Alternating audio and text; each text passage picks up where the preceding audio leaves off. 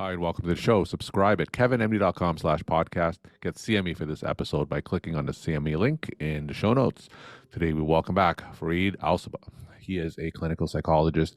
We're going to talk about his Kevin MD article, Reviving the Art of Medical Poetry. Farid, welcome back to the show. Thank you. Thanks for having me back on. So, for those who didn't listen to our first episode together, just briefly share your story and journey to where you are today. Absolutely. So I got my undergraduate degree in neuroscience. I've always been interested in the mind. I spent a couple of years doing hospice care and working at an optometry clinic. I then went back to school for my master's in clinical psych, and I currently work as a psychotherapist in both private care settings and community mental health. All right. So, tell me, what is the behavioral health setting today? What kind of cases are you typically seeing? So in community mental health, typically severe mental illness, psychoses, severe depression and anxiety, but also more of what we would call the biopsychosocial side of things, helping people get acclimated in their local communities, develop strong social support networks. And then in the private care setting, again, anxiety, depression, a lot of, I would say, isolation, meaninglessness, loss of purpose. And so there I get more, I guess you could call it the existential side of things. So that's a bit of the lay of the land, so to speak. So you just mentioned things like isolation, loneliness. I think the Surgeon General recently brought attention to that phenomenon. So what are some resources? What are some ways that you're counseling people in these predicaments? So definitely the first thing is developing strong social connections. And it's fascinating how sometimes the more people you know, actually the less socially connected you feel, because you have an expectation that if you're around people, if you're hanging out with them, then they will understand you, they will connect with you in a deep way. But really, it's about quality over quantity. So I would say the first thing to do is to really connect with people who have a similar background, who share a similar life philosophy to you, and really open up to them and try to create that strong bond, because as humans, we are social creatures and we are wired to seek out those relationships and then get a lot of sustenance from them. So I would say the number one thing is to develop those strong social bonds. All right. So let's transition and talk about your Kevin MD article, Reviving the Art of Medical Poetry. Now, before talking about the article itself, so tell me about your interest in medical poetry that led up to this article. Yes. So I was raised as an Arab. My parents are immigrants from Syria, and I grew up speaking Arabic at home. Poetry is inscribed in the Arabic language. In fact, there's a lot of research that shows that the development of the Arabic lexicon and grammar was actually suited for poetic production. So I grew up hearing from my dad in particular a lot of Arabic verses and Arabic poetry. And then, of course, here in the United States, there's the rich tradition of hip hop, and particularly Lil Wayne, who I think is the GOAT. And I got a appreciation for meter and rhymes from that thread as well. Mm-hmm. And of course, learning about the mind, learning about psychology sort of gave me that kind of didactic background. So I see medical poetry as kind of the influx of all three of those influences. All right. So tell me a little bit of a background of Arabic poetry. I know you talked about some of that in your article. For those who aren't familiar with it, tell us some of the things that makes it so special. Yeah. So the origin of the story begins about 2,000 years ago in the Arabian Peninsula. There, a group of nomadic peoples called the Bedouins were beginning to speak a distinct language called Arabic. And it was not a literary language at all, interestingly. There wasn't even a script developed for it. But what they lacked in a script, they made up for in a rich oral tradition of poetry. Fast forward a couple hundred years, and you have the rise of Islam, and you have the dispersion of Arabic-speaking peoples to different regions of the world, but also to different, you could say, intellectual spheres, the Greeks in the West and the Persians on the East.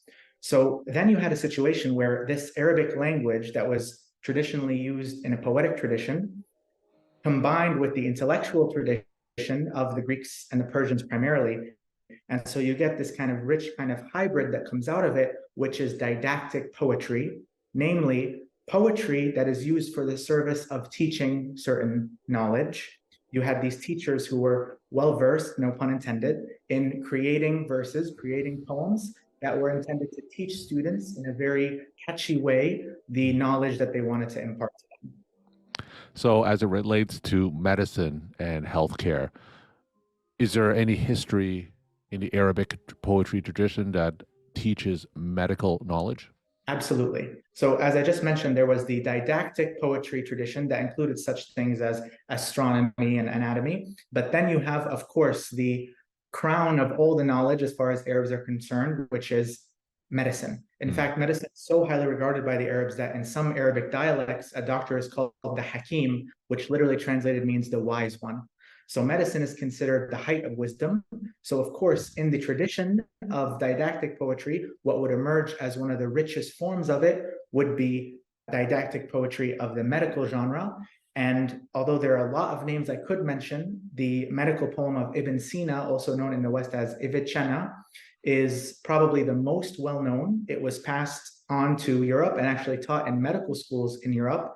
And it's about 1,300 lines that in rhymed verse and metered verse encapsulated almost all of the medical knowledge that was known in his time. Oh, tell us a little bit more about Ibn Sina's poem. So it encompasses at that time all the medical knowledge. So go into more detail about that.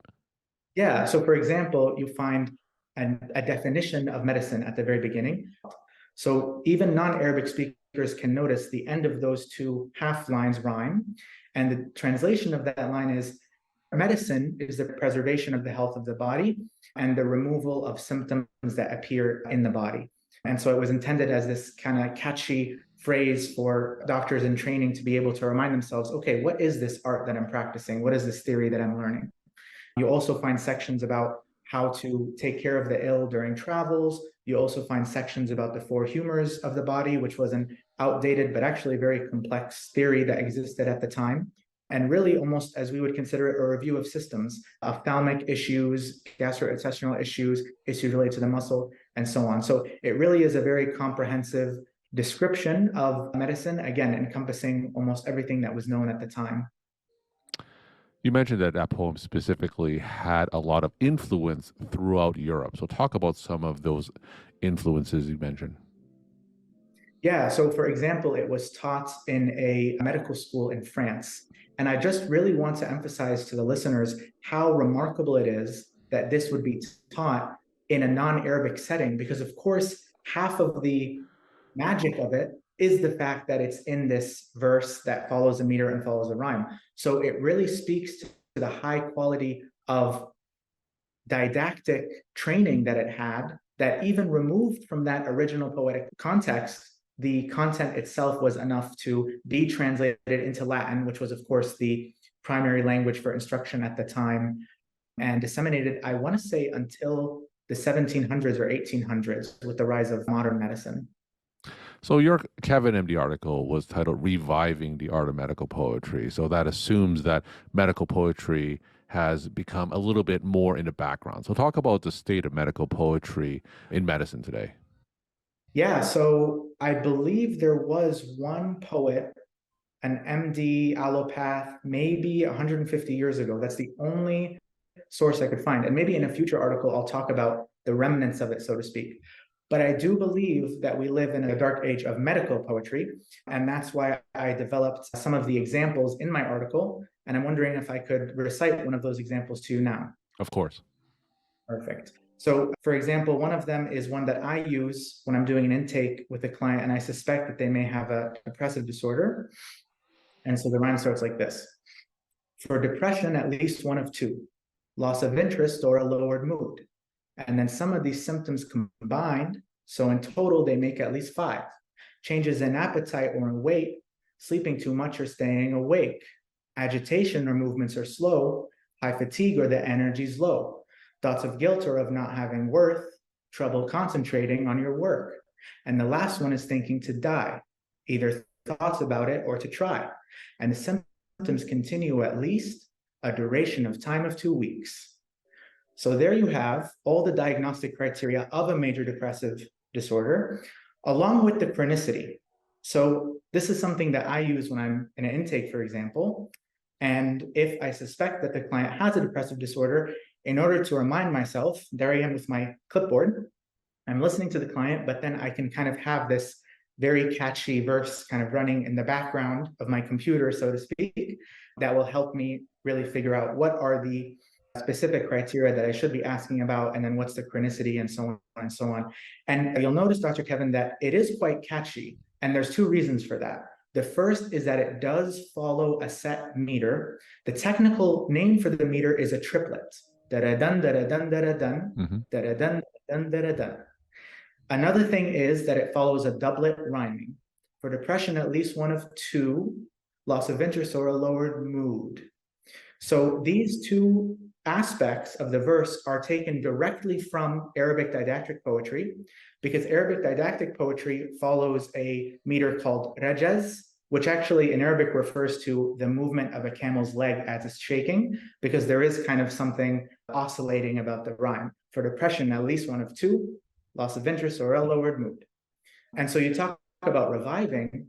What I would love is for healthcare providers who I know are very clever and have many talents to try to express certain bits of medical knowledge or even diagnostic criteria that they have to memorize in particularly the form of rajaz. So triplet meter and doublet rhyming, because I'll speak for myself, it is so fun to do that. I mean, maybe I'm a bit of a dork and maybe I'm the only one who thinks it, but I truly do believe that it works both your theoretical mind, your knowledge mind, but then also kind of the creative part. So in my view, reviving would mean, first of all, recognizing that there is this rich tradition that the Arabs, I wouldn't say they started it, but they definitely contributed to it, of didactic poetry. And then knowing that there is actually a set meter and rhyme scheme that you can follow that's firmly in that tradition, and then really to just have fun with it. I mean, listen, I'm not a physician, but I tried my hand at hyponatremia in the article, as you probably read, and I believe, and now we're really going to test my theory because I have to think back. If the sodium level declines, so it's lower than 135, then you know right away when you've seen it that the patient is hyponatremic, and the follow-up test has to be for the serum osmolality D. And I promise you, I haven't looked at that in probably a couple of months since I wrote the article. But again, it's catchy because it follows the meter, it follows the rhyme. And I would really encourage any healthcare providers who have even the slightest hint of an interest in poetry, what's considered rap today, any kind of verse writing, to follow these guidelines and just have some fun with it. How difficult or how long did it take for you to come up with those verses? So the depression one, probably an hour and a half. And the one on hyponatremia, so I have to tell you, first of all, I was very ambitious and I thought I was going to get down the whole algorithm. Mm-hmm. And it was honestly a learning experience for me because I tend to be a perfectionist. And so I think the longest part of that was just accepting that, all right, dude, you're not going to be able to encapsulate the whole thing. I'm no Ibn Sina. So that one took me a little while. I would say that one probably took me a combined total of 2.5 to 3 hours. And I think the hardest part is just finding the rhymes. I think the meter, once you get the hang of it, you figure out what phrases you can use, but then figuring out the rhymes takes a bit of creativity. Any tools that you use to help you out? I know that online there's like a lot of different tools to help people write poetry. Any tools that you use, or is this purely something that you just came up by yourself? So I shouldn't say this, but technically there is a website called Rhyme Zone where if you plug in a word, not only will it give you the exact rhymes, but something called near or slant rhymes that can actually be very useful. Now, I would never use something like that, wink, wink, because I'm a purist and I would only come up with my own ideas. But let's say if someone needs a bit of inspiration in terms of finding the rhyme, which again, in my experience, is the hardest part of creating meters like this and verses like this, Rhyme Zone can be a good tool. And honestly, listening to rap and listening to hip hop, because then you kind of get a sense of being able to find phrases that fit in certain meters. And I would also suggest that people look up the triplet meter in particular, again, to reiterate the point, da-da-dun, da-da-dun, da-da-dun, which in addition to being present in the didactic poem of Ibn Sina in the verse of Rajaz, is also present in quite a few rap and hip hop songs today. Now, you mentioned that you use these verses just for your own benefit in terms of remembering some of the diagnostic criteria. Just in your ideal world, what are some other ways that we can use this? You mentioned didactics, I assume teaching as well. Yes, teaching as well. In my mind, I have an image of a bunch of pre-med students anxiously preparing for the MCAT, and then one of them gives a certain verse to remember something, and they all break out into laughter. And by sharing that image, I want to really impart to the listeners, not only is it didactic, but it's really fun. It's really fun. And I'll give you an example. Almost everyone in grade school remembers in 1492. Mhm. Actually, Dr. Kevin, can you finish that? In 1492, Columbus sailed the ocean blue. Yes. so that really says something, that it's kind of this shared cultural experience, and you know exactly how to finish that sentence. I also remember learning red sky at morning, sailors take warning. Red sky at night, sailors delight. Now, the funny thing is, I have no idea why that is, but I have it memorized because it's catchy, and it's actually quite fun to memorize these things. So I would say, yeah, especially students, especially in my generation that grew up on rap and hip hop and kind of have an intuitive sense of creating verses that follow a meter and rhyme scheme. Just have fun with it. Whatever you have to learn, try to put it in verse form, share it with others, try to teach each other. I know some mnemonics from when I was an undergrad, for example, flat peg, teaching the hormones that are released from the anterior pituitary, but I can't really think of any kinds of versified mnemonic devices for, let's say, the typical pre-med or pre-dental or pre-nursing curriculum. So I would just love for people to take this specific meter and rhyme scheme and be able to just develop cool ways of learning with each other, and again, just having fun with it.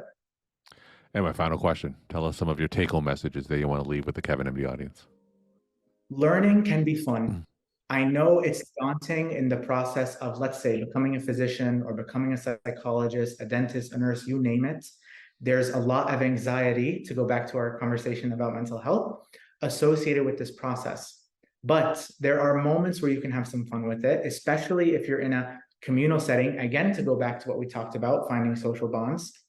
I see didactic poetry as a tool that people can use to really have fun, to keep it light as they go through the admittedly daunting task of going through some of these processes for becoming healthcare providers.